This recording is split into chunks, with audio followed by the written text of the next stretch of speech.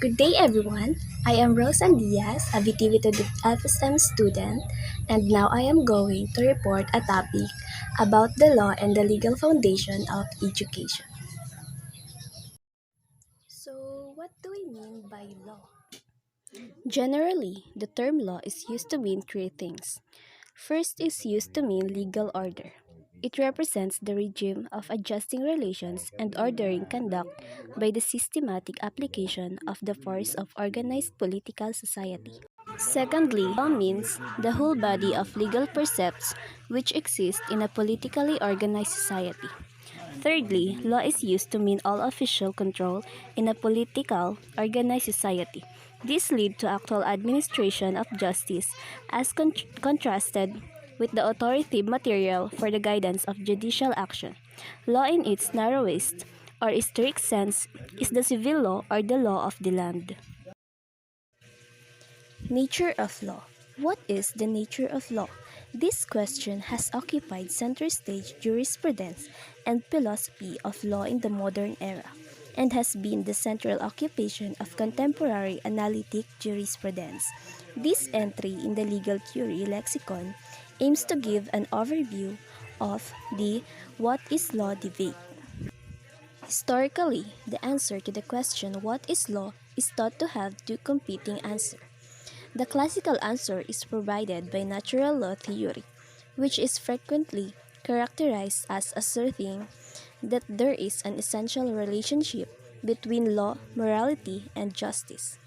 The modern answer is provided by legal positivism, which, as developed by John Austin, asserted that law is the command of the sovereign backed by the threat of punishment. Next is the legal foundation of education. The legal foundation of education are legal, derived from or founded on law, and created by the constructions of the law. According to Ministries of Education in Commonwealth Africa, it has various laws and regulations on education which themselves derive from educational policies formed by government, which are then translated into administrative instructions, directives, and guidelines that determine how schools are governed.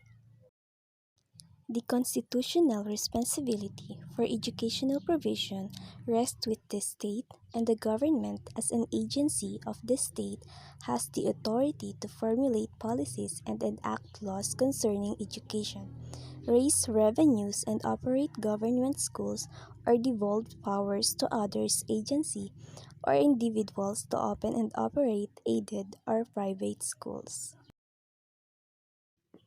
Next is the legal basis of the Philippine educational system. So I will discuss all the legal basis of educational system. Major laws which stipulate the current Philippine educational system. First is the 1987 Constitution, Article 14. Education, Science and Technology, Arts, Culture and Sports. Section 1. Quality education accessible to all. Section 2.1. Complete, adequate, and integrated relevant education. Section 2.2. Free public education in the elementary and high school level. Section 2.3. Scholarships, loans, subsidies, and other incentives to deserving students in both private and public school. Section 2.4. Non-formal, formal indigenous learning system. Section 2.5. Vocational training to adults, disabled, and out-of-school youth. Section 3.1. Study of the Constitution. Section 3.2. Study of values. Example is the patriotism, nationalism, foster love of humanity, respect for human rights, appreciation of the role of national heroes in the historical development of the country, teach the rights and duties of citizenship, strengthen ethical and spiritual values. Section 3.3. Optional religious instruction in schools. Section 3.4. Supervision, and regulation of all schools. Section 3.5 Control and Administration of Schools by Filipinos. Section 3.6 Exemption from Taxes and Duties. Section 5.2, 3 and 4 Academic Freedom in Institutions in Higher Learning. Section 5.5 Assigning Highest Budget Priority to Education. Section 6.1 National Language is Filipino. Next is the Batas Pambansa Bilang 32, Education Act of 1982. Its goals are: first is to achieve and maintain an accelerating rate of economic development and social progress. Next is to assure the maximum participation of all people in the attainment and employment of such growth. And lastly, to achieve and strengthen national unity and consciousness and preserve, develop, and promote desirable culture, moral, and spiritual values in a changing world. Next is the Executive Order Number 117 Series of 1987. This is the reorganization of DEX. DEX stands for Department of Education, Culture, and Sports. The department shall be responsible for the formulation, planning, implementation, and coordination of policies, plan, programs, and projects in the areas of formal and non-formal education at all events: elementary, secondary, higher, technical, vocational, non-formal, sports, and culture. Next is the RA 772 Higher Education Act of 1994. This is an act creating the Commission on Higher Education. Next is RA 7796, an act creating the Technical and Education Skills and Development Authority of 1994. Next is RA 9155, an act instituting a framework of governance for basic education, establishing authority and accountability, renaming the Department of Education, Culture, and Sports. It is authored by former Senator Tessie Aquino Oreta.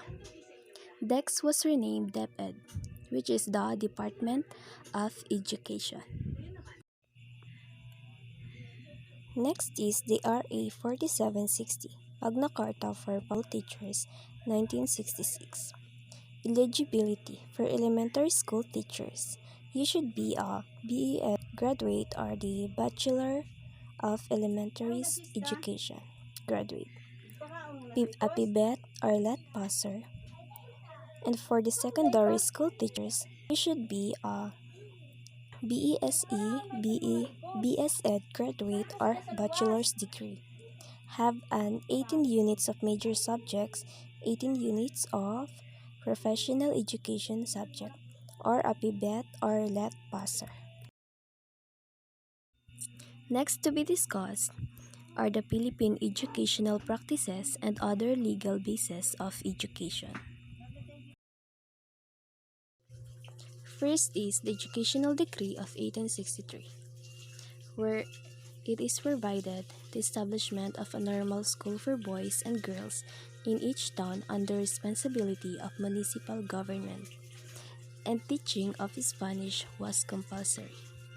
Act Number 74 of January 1, 1901 laid the foundation of Philippine public school system and made English as the language of instruction. RA 6655, also known as the Free Public Secondary Education Act of 1988. Public secondary schools were nationalized and they were reclassified by source of funding and curriculum type. Next is the DEX Order Number 38, Series of 1994. NSAT is required for all senior high students. Presidential Decree 603 required that every school division should organize for children with special needs. Republic Act 7687 scholarship programs for careers in science and technology. Presidential Decree 1006. Consider teachers as a professionals and teaching promulgated as a profession. Teachers need to pass the PBET before they could teach, whether in private or public schools. Presidential Decree 146 required all high school graduates seeking admission to post-secondary degrees, necessitating a minimum of 4 years study to pass a national entrance exam. Republic Act 7731 abolished the NCEE to give the marginalized sector greater access to college education. Republic Act 7791 stretched the school year from 185 to 200 days. Republic Act 1265 flag ceremony compulsory. Republic Act 7836, an act professionalizing the teaching profession, established the licensure examinations for teachers. Next is the Republic Act 10157, the Kindergarten Education Act, the inclusion of kindergarten into basic education program. And the last is the Senate Bill 3286, the Enhanced Basic Education Act of 2012, where the addition of 2 years in the basic education. So this is what we call now the K-12 program. So those are all the legal bases of our educational system. The legal bases of education were made for the common good of the learners, teachers, and other people involved in the education system. As laws were made for the people, it is also our responsibility to be knowledgeable of these legal bases for us to know our rights and responsibilities. Laws are like subject matters or lessons that can be considered to be effective only when it is taught and understood by the pupils. For teachers to become effective, it is but proper that they understand the legal basis of education, for it is the foundation of all policies and rules concerning education. It is like a guiding star that will help teachers find the right path that they must follow so that they can achieve the objectives of education. They will be able to make things essential for the lives of the pupils and also in their profession. For knowing of the root of education means understanding the purpose and importance of education. So that was all for my report. Thank you.